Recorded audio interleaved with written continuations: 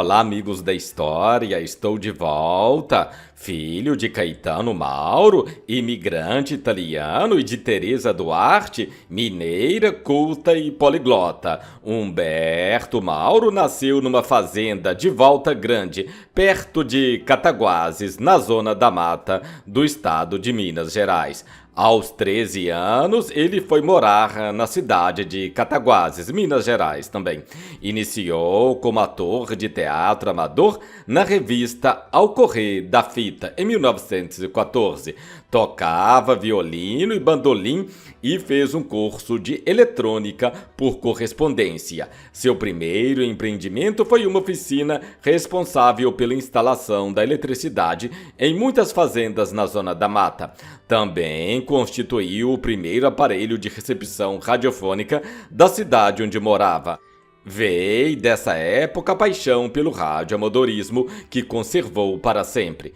No ano de 1916, mudou-se para o Rio de Janeiro com o objetivo de trabalhar numa oficina de enrolamento de motores e transformadores. Paralelamente, foi atleta do Vila Isabel, time de futebol onde foi goleiro, jogador de xadrez e lutador de boxe e luta romana. Em 1918, depois de trabalhar na Light e no Lodge Brasileiro, ainda no Rio de Janeiro, retornou a Cataguases e em fevereiro de 1920 casou-se com Dona Bebê Maria Vilela de Almeida, sua única esposa durante toda a vida. Humberto Mauro é hoje considerado o pai do cinema brasileiro, tendo dirigido mais de 300 filmes, entre curtas e longas. Humberto Mauro nasceu na cidade de Volta Grande, Minas Gerais, no dia 30 de abril de 1897. Foi um dos pioneiros do cinema brasileiro. Fez filmes entre 1925 e 1974, sempre com temas brasileiros.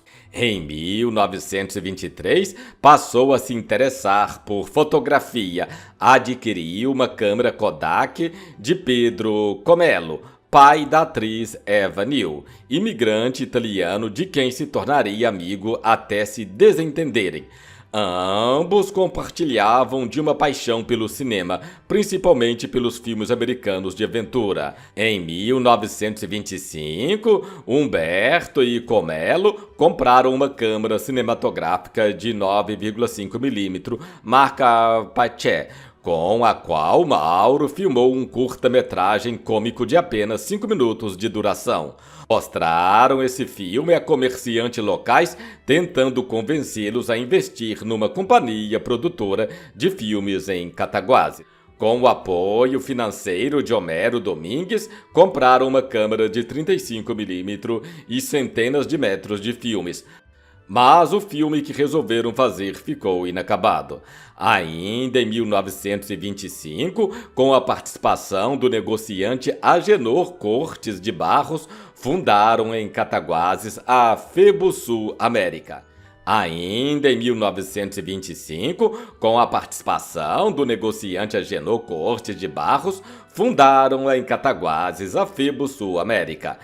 Em 1926, realizaram o filme Na Primavera da Vida e, em seguida, Tesouro Perdido, um filme nos moldes dos filmes de aventura americanos com muita e complicadas cenas de ação. Foi premiado como o melhor filme brasileiro de 1927.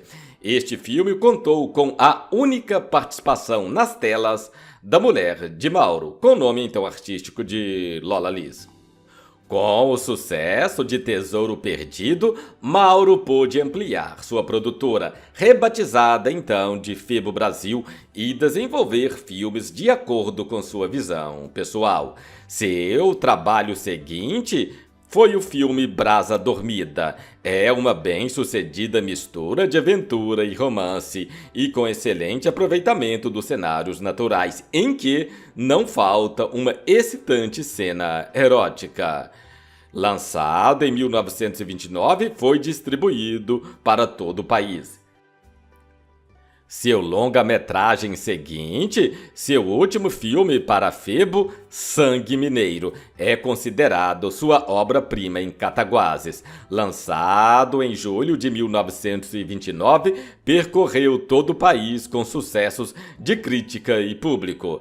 Aqui ele deixou de lado a aventura e fez um filme intimista em que os únicos conflitos são os do coração. Mauro manteve estreitas ligações com poetas e escritores modernistas da época, especialmente com os integrantes do chamado Movimento Verde, criado em Cataguases após a Semana de Arte Moderna de 1922, tinha como integrantes Rosário Fusco, Francisco Inácio Peixoto, Ascânio Lopes e Guilhermino César, dentre outros que eram responsáveis pela edição da Revista Verde, um dos marcos da literatura modernista brasileira. Com o surgimento da Cinédia, em 1929, ele foi para o Rio de Janeiro e começou a trabalhar com Adhemar Gonzaga, dirigindo Lábios Sem Beijos, mostrando domínio da técnica do cinema falado. O sucesso dos filmes da Cinédia tornou o estúdio mais importante da época nas décadas de 30 e 40. Em 1931 foi lançado Mulher, na qual Mauro atuou como câmera, cabendo a direção a Otávio Gabos Mendes. Seu filme seguinte foi Ganga Bruta.